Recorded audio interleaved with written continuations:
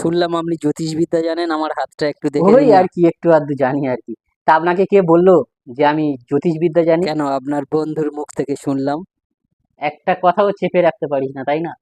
এত ভালোবাসিস বন্ধুকে। সে যাই হোক, বাদ দিন। তা আপনাকে দক্ষিণা কত দিতে হবে? টাকার কথা কি আর বলবো। বন্ধু সর্ষে এসছো, টাকা তো নিতে পারি না। যাই হোক, খুশি হয়ে 10,000 টাকা দিয়ে দেবে। কি বলছেন দাদা? খুশি হয়ে 10,000 তো টাকা দিতে পারবো না দাদা। খুশি হয়েও দেবেন না? এ, কাকে ডেকে এনেছিস, খুশি হয়েও দেবে না? যাই হোক, বলুন আপনার জন্ম তারিখটা বলুন। 1/1/2000।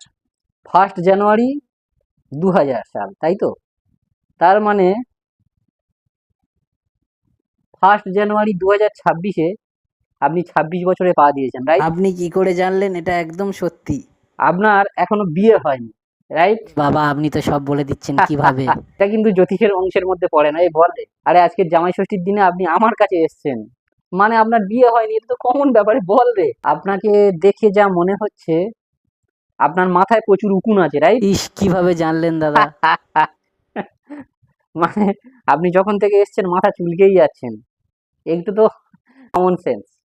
তবে আপনার ভবিষ্যতে খুব খুব বড় উন্নতির সম্ভাবনা আছে দেখতে পাচ্ছি আমি। তবে সেই উন্নতিতে আপনার কোনো হাত থাকবে না, বা সেই উন্নতি আপনার জীবনে কোনো রকম প্রভাব ফেলবে না। কেন দাদা এই রকম কেন কথা আবার কি? বলছেন? যা দেখতে পাচ্ছি, আপনার যেদিন থেকে উন্নতি শুরু হবে তার আগেই তো আপনি মারা আরে যাবেন। ধ্যাত, ফালতু জ্যোতিষী কোথাকার।